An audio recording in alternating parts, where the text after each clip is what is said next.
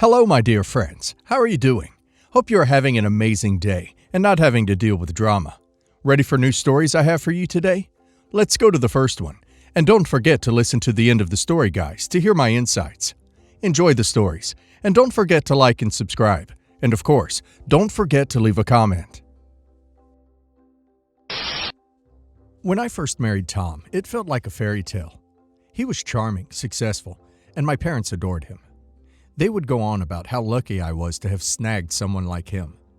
I never thought twice about the way they talked, as if I had somehow won a prize rather than just married a man I loved. To me, it felt natural. Tom and I met at work, where we were both climbing the career ladder in our respective departments. We had the same goals, the same drive, and we clicked in a way that made me think this was it. It was a partnership I'd always dreamed of. In the beginning, everything seemed perfect. We had a gorgeous wedding, moved into a beautiful home, and even hosted family get-togethers that left everyone gushing about how well we were doing. My parents were particularly proud.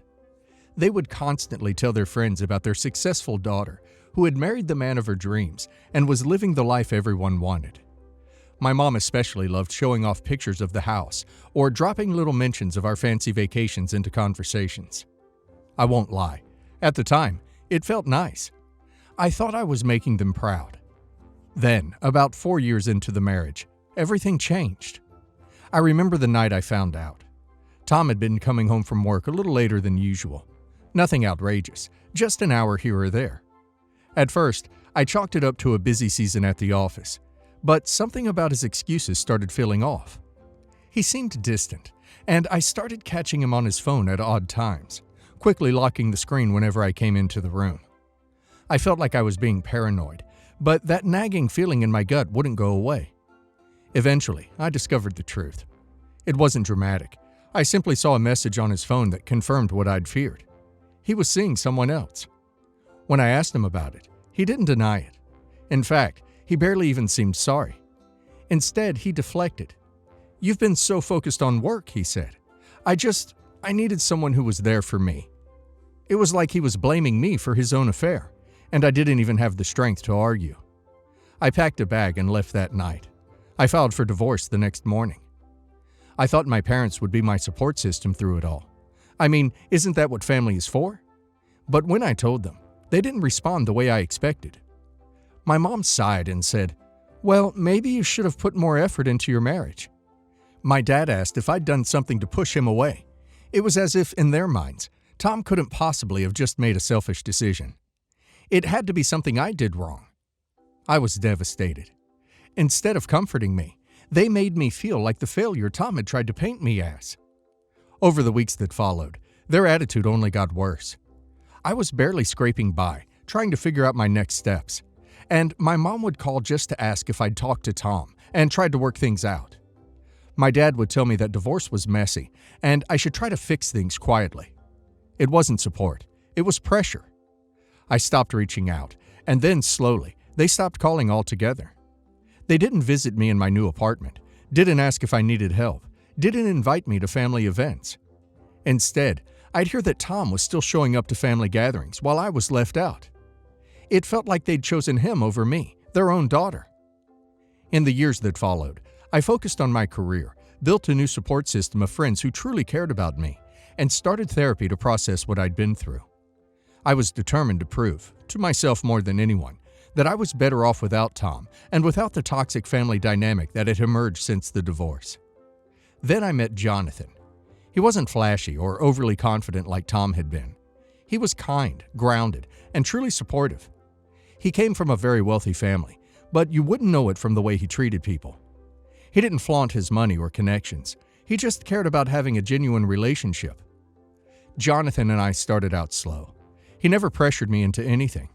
He wanted to know me, the real me, not some version of me that needed to impress him. For the first time in a long time, I felt seen and valued. When he proposed, it was simple but heartfelt. He took me to one of my favorite places, a quiet park where we often walked and talked for hours. He told me he wanted to spend the rest of his life with me, no matter what that looked like. I said yes without hesitation. His family welcomed me with open arms. They treated me like one of their own, never judging me for being divorced or questioning my past. It was everything I'd been missing: acceptance, support, and love. Word of our engagement must have spread quickly, because out of nowhere, my parents came back into the picture. My mom called, her voice full of excitement. "We heard the wonderful news. Congratulations," she said. My dad sent a message saying, "We're so proud of you. Can we take you to dinner to celebrate?" I was stunned. These were the same parents who blamed me for my husband's cheating, who cut me out of their lives when I was at my lowest. Now, suddenly, they were acting like the perfect supportive family because I was marrying into money. I didn't know how to respond. Part of me wanted to believe they had changed, but deep down, I knew their sudden turnaround wasn't genuine. It wasn't about me or my happiness. It was about Jonathan's family name and what it could do for their image. I decided to keep my distance. I sent a polite message saying I'd think about dinner, but didn't make any commitments. I wasn't ready to let them back in after the way they had treated me before. As my wedding day approaches, I feel bad for not inviting them to my wedding. They are still my family. Am I the a-hole? OP is not the a-hole. Her parents turned their backs on her when she was going through one of the hardest times in her life. They chose Tom over her, the person who was supposed to be their priority. They dismissed OP's pain, refused to help her pick up the pieces, and even stopped inviting her to family gatherings while continuing to welcome the man who betrayed her. That's not what loving parents do. Now that OP is marrying into a wealthy family, they suddenly care again. It's not about making amends, it's about appearances. They see an opportunity to reestablish their social status through OP, and that's why they're coming around. OP's absolutely justified in setting boundaries and protecting her peace. Forgiveness is OP's choice, but it doesn't mean she has to let them back into her life on their terms. And now let's hear the community's opinion. Not the a-hole. Let's break this down. When your husband cheated on you, they blamed you instead of supporting you. They said things that no child should ever hear from their parents. Instead of asking how they could help, they told you to fix it and implied that the affair was your fault. Then, when you moved on and started rebuilding your life, they distanced themselves further. They cut you out, made no effort to stay in touch, and even continued to include Tom in family events. It's clear they valued their connection to him more than their relationship with you. Now that you're engaged to Jonathan and his wealthy family, they've suddenly had a change of heart. Why? Because they see an opportunity to benefit from the marriage. It's not about genuine remorse or wanting to make things right. It's about what's convenient and beneficial for them. You owe them nothing. You've come so far, and you don't need their approval or validation. Not the a-hole. It's one thing for parents to make mistakes and come around after realizing they were wrong. It's another for them to swoop back into your life when it's suddenly advantageous for them. They didn't just fail you during your divorce. They actively sided with your cheating ex-husband. They treated you like you were the problem, questioned your worth, and basically abandoned you when you needed them most. That kind of behavior leaves scars. The fact that they're only reaching out now that you're marrying into wealth is telling. They aren't reaching out because they've had a change of heart. They're reaching out because they see a chance to look good again, to be part of something they consider prestigious. Don't let guilt or obligation cloud your judgment. You've built a beautiful life without their support. Not the a-hole. Your parents made their choice a long time ago. When you were at your lowest, they piled on the blame instead of offering support. They acted as if you were the one at fault for Tom's cheating, then distanced themselves entirely. They left you to fend for yourself, and now that you're marrying someone wealthy, they're suddenly full of congratulations and offers to reconnect. It's not genuine. It's not heartfelt. It's opportunistic. You've worked so hard to create a new life, one that's healthy, happy, and supportive. You don't owe them an invite just because they share your DNA. Sometimes family isn't about who you're related to. It's about who treats you like you matter. You've built that family for yourself with Jonathan and the people who have truly supported you. Don't feel bad about keeping your distance. My real mom died from cancer when I was 10. My dad married Julia when I was 13. Julie and I actually had a good relationship when they were dating, but the marriage destroyed any chance of us ever reconciling in any way. I'm 17 now. What happened was that my dad gave my mom's ring to Julia. This is the ring my mom gave to me, literally took it off her finger and put it in my hand in her final days. We had a huge fight when he did it, but they told me it is to bring us all closer together. It didn't. When my mom and dad married, it was my dad who took my mom's last name, so I have that as well. After their proposal, I requested that my dad can either take Julia's last name or they can go to my dad's maiden name, but I didn't want her to take my mom's last name. But they didn't listen. A year later, when they had a baby together, they named her after my mom in the honor of her memory. Again, I did not want that, but they didn't listen. My dad insisted that this would mean that they are respecting her and her memory. So the baby has my mom's first and last name, despite having no connection to her in any way. Julia has also started to wear my mom's belongings, like her dresses, shoes, watches, and jewelry. Julia is not a bad or evil person, and I liked her before these issues. But after all of this, there is no way for her and me to reconcile. Same goes for my dad, too. We live in the same house, but I don't talk to her. Every once in a while, she tries to mend things between us, but she's not willing to do what she needs to. Last night, we went out for dinner for Julia's birthday, alongside relatives from her side of the family. I didn't want to go, but my dad gave me no choice. At the table, I did not order food, only a glass of water. During dinner, Julia was sitting right there wearing my mom's ring and earrings as my dad tried to raise a glass and give her a toast, referring to her as his wife and the mother of his children.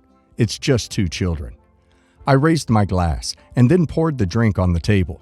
As soon as people looked at me, I said, "She's not my mother." She said, "Please don't start something." And I said, "You can steal her ring, her jewelry, her clothes, her name. It doesn't make you her," and asked my dad if I can be excused and left.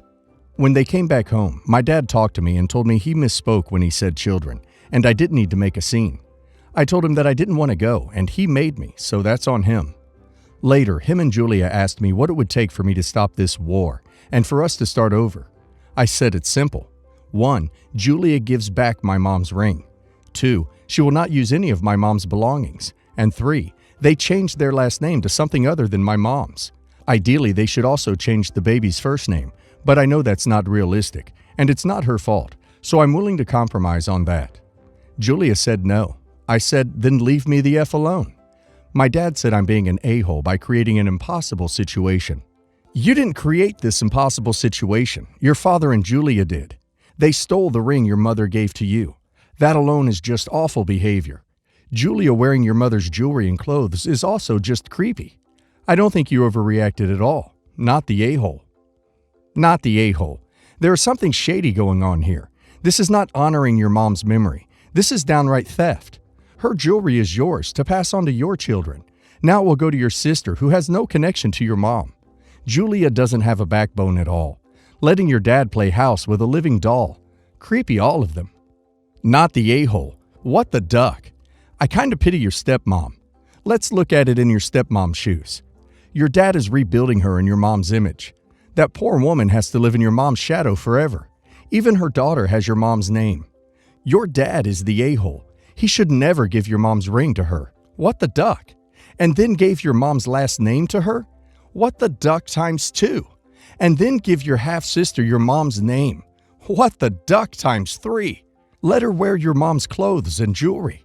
What the duck times 1,000? Someone needs to tell your dad off. Your mom's ring and other jewelry should be given to you and any other sibling you have with your mom. Your mom's clothes should either be donated or you can keep, but should not be worn by your stepmom. What the duck? Mother-in-law has hated me from day one. She's a mother-in-law from hell. Snide comments. "Oh, I was just joking. You're so sensitive." Excluding me from things, and straight up telling the therapist when we did group therapy that she hates me. My husband has a shiny spine, and we are very low contact, but do still see her since we have a mutual family. Mother-in-law recently got engaged to someone she went to high school with. Apparently, they really hated each other, which isn't too surprising. Mother-in-law has admitted she was a mean girl in high school. She thinks she's better now. Anyway, someone recently asked them if they were high school sweethearts, and mother-in-law was like, "Oh God, no, we hated each other." Person laughed, and mother-in-law said, "No, I mean real hate, like he reenacted the pig's blood scene from Carrie." I immediately perked up because I need to hear that story. He quickly clarified it was paint, and then unfortunately the conversation moved on. Later I asked her fiancé about it. He said it was a funny story, but he wasn't going to tell me as he knows how I feel about her, and it seems mean. I pointed out that he is the one who did it, and he is literally still smirking while talking about it. He said that he can laugh at her. I can't. Honestly, I was just being playful, batting my eyelashes, asking in a cutesy voice and stuff. But he continued to say no, and I let it go. Well, imagine my shock when I heard through family that he had told mother-in-law I was flirting with him. Mother-in-law said she wasn't even going to confront me, but did tell her sister to show how pathetic I am, and because apparently this is proof that I am the problem. I immediately confronted her fiancé, and he said I was being flirty, and it would be weird not to tell her. I am furious. I feel so betrayed. He clearly made something out of nothing, so I said I would not be alone with him under any circumstances. Well, the other day, mother-in-law realized I was serious when she went to take something out of the oven, and I followed her into the kitchen. Hubby was in the bathroom. Mother-in-law called me ridiculous and a child. I also set a boundary that unless he formally apologizes in front of the family, I will not be going to the wedding. He is refusing, and I guess I feel a little bad about my husband not going if I don't go, but I have to stick to my boundaries. You're the a-hole. The backstory between you and mother-in-law isn't relevant. You flirted with her fiancé. You may have only been doing it to pry a story out of him, but you still did it. Badgering him to get that story was an a-hole move all on its own, by the way. No is a complete sentence. When you flirted with him, he immediately shut you down and told his fiancé about it. That is exactly what your mother-in-law should expect from him in a relationship. You are the only person who behaved badly in this specific situation, and nobody owes you an apology. Everyone sucks here. No wonder you and the mother-in-law don't get along. You're both mean girls. You said it yourself. You're batting your eyelashes and being all cutesy. It sounds like the three of you never left high school. You're the a-hole. They sound terrible, but we are judging this particular incident, not the overall relationship. You used flirtatious behavior trying to manipulate someone into doing something they didn't want to do, and are mad they called you out on it. You owe the fiancé an apology, not the other way around. No means no. I lost 70 pounds in a year, so my hair has become thinner. I bought some clip-in hair extensions and told my family and friends. They're aware this is an insecurity. I'm Persian, and hair is a huge part of me. I've always been known for having nice hair, eyelashes, and eyebrows. Ever since, one of my friends started acting weird. When people come up to me and start stroking my hair and complimenting it, which happens before I lost weight, she'd blurt out, "It's extensions."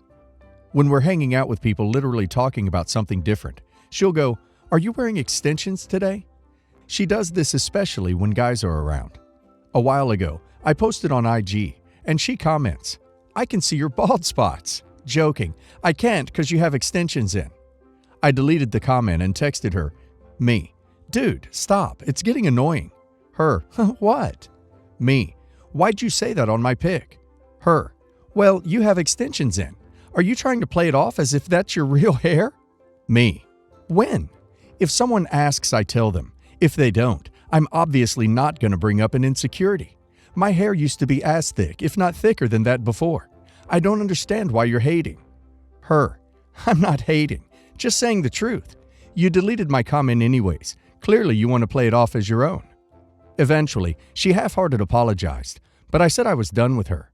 Our winter formal dance is coming up, and our friend group planned to go together, so I was cordial. We're all having fun. Then this guy in my class I've had a crush on forever came up to me and said I looked pretty and asked to dance. He shook hands with a mutual friend in our group. Then the devil herself put her fingers in my hair and yanked the extensions out. No one even talked about my hair, and she just yanked it out. I yelled, "Dude, are you ducking jealous of me or something? Why the duck are you always worried about my hair?" Here she goes again with this, "It's not your hair." I was so pissed I pulled off a fake eyelash strip from one of her eyes and said, "Okay, well these aren't yours either, duck you," and took back my extensions and ran off. Fortunately, my crush chased after and eventually drove me home, and I talked about my thin hair due to weight loss, and he said he had a crush on me even when I was overweight. I know, my heart. And he thought my hair looked the same. My friends are on one side and the other. They all said she was an a-hole for doing that, but I also escalated it by saying she was jealous in front of her boyfriend and yanking her eyelash. Her boyfriend messaged me and said I was no better. I'm jealous of her eyelashes? Am I really the a-hole? Reddit always preaches to confront, then stop being friends, and that's exactly what I did, but she still bothered me. Not the a-hole. She deserved a taste of her own medicine. Don't dish it out if you can't take it back. This girl isn't your friend. She's jealous and spiteful. I mean, really, Who cares if part of your hair isn't naturally yours? Once it's on your head, it's your hair. Not the a-hole, and she is not your friend. A real friend would never reveal your insecurities in front of other people, especially your crush. A real friend would never use your insecurity against you or to their own advantage. A real friend would not do the things she has done to you. She is not your friend. She's not only jealous, but she is insecure. She draws attention to your insecurities, so no one pays attention to the things that make her insecure. Since you have mutual friends and are in the same group of friends, it may be difficult to cut her off completely. My advice: don't tell her anything. Don't fill her in on anything personal. Don't give her your secrets. She's already proven she'll reveal personal things about you, so don't give her any more ammunition. Keep her at arm's length. Not the a-hole. Sounds like this girl kept you around before your weight loss because you were the fat friend that made her feel like she looked good and is horribly insecure. And when you lost your weight, she couldn't stand the fact that, now in her eyes, you looked better than her. She's a broken, insecure person that needs to try and break down others around her to lift herself up. Although you pulling her eyelash off could have been handled better, it's completely understandable. A person can only take so much. You stopped being friends with her, voiced your concerns like an adult, stood up for yourself without physical altercation, and she still went after you. What else were you to do but speak her own language at that point? I don't think you really did anything wrong, and pulling off her eyelash could almost be seen as self-defense in a way.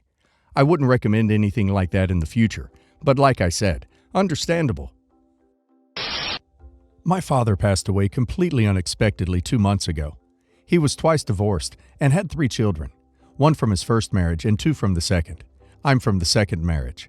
3 years ago, he found a new girlfriend. She's a very kind woman, and he quickly proposed to her. She accepted, but on the condition that he moved out of his old apartment. The apartment has 9 rooms, all filled with documents, memorabilia, broken or very used designer furniture, and personal items. He never moved out. He simply couldn't muster the energy to clean it all up, and so they were never married. His girlfriend isn't mentioned in any will, probably because he expected to be married to her soon enough for it not to matter. Legally, she inherits nothing. She's now asking us to give her 2 things to remember him by: a wristwatch and a silver bowl. It just so happens that these are the 2 most valuable items in the entire apartment, probably around $10,000 each. We don't know if he promised them to her or if she just scoped them out when visiting him. We do know that he's already given her gifts worth around $100,000 and that she's well off financially. We could all really use some extra money at the moment. Some of us have small children, and one is saving up for a wedding. Would I be the a-hole for telling her that we're keeping the items, probably with the intention of selling them? To answer a few questions that come up a bunch of times. My father's apartment was rented and can't be sold. On the contrary, we owe about 4 months of rent on it, which we need to cover somehow. My father earned a lot, but also spent a lot. The estate is estimated at around $100,000, and 40% of that gets whisked away by taxes. Then we need to cover his remaining bills before the rest is divided between us. With a little luck, we'll come out on the other side with $20,000 each, but it's not very likely. I've already poured half of our savings into the funeral, the lawyer, and the estate, and my siblings and I have spent every single weekend since his death digging our way through his apartment. We're exhausted, emotionally and physically, and we need respite. We need to grieve in peace. My mother used to co-own the bowl, but as their inventory was divided between them during the divorce, she needed to let it go. We're willing to give it to her, but she's adamant on paying us. He never wore the watch. I've had a look at similar watches of the same brand, and we'll probably be able to get between $15,000 to $20,000 for it. That's roughly a third of the estate at this point. The bowl is looking at $10,000 on a very good day. My father was on friendly terms with both of his ex-wives, and they're on friendly terms with each other. I don't know who all these women are coming out of the woodwork in the comments, but these 2 have been standing firm for years. We need the money to cover our expenses. They'd also make our lives easier. We would set it all ablaze in a heartbeat if it meant we could have my father back. We do like his girlfriend and treat her like she's part of the family. However, since his death, she hasn't reached out to us once. She hasn't helped with any of the preparations or the cleanup. She's been friendly when we've seen her, but that's it. Sure, she's grieving, and we let her. But please remember that we're grieving too. We've never known a world without him. Not the a-hole. Perhaps consider talking with the executors of the will to give her the first option to purchase the items from the estate. If it hasn't been done, the executors should secure the home and consider changing the locks. Things go missing at this point all too often. not the a-hole. A silver bowl? Please. I would say that giving her sentimental items is the right thing to do, because she was important in his life. But that is like a coat, a hat, pictures, and maybe even the watch, because a lot of people have a piece of jewelry that is very much a part of them. But she has a sentimental attachment to a silver bowl? No, she does not.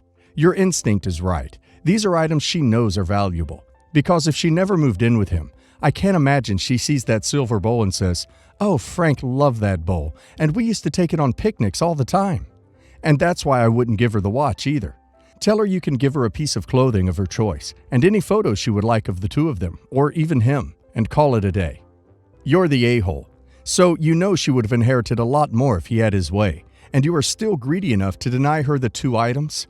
I get that you're grieving, but so is she, and this seems especially cruel.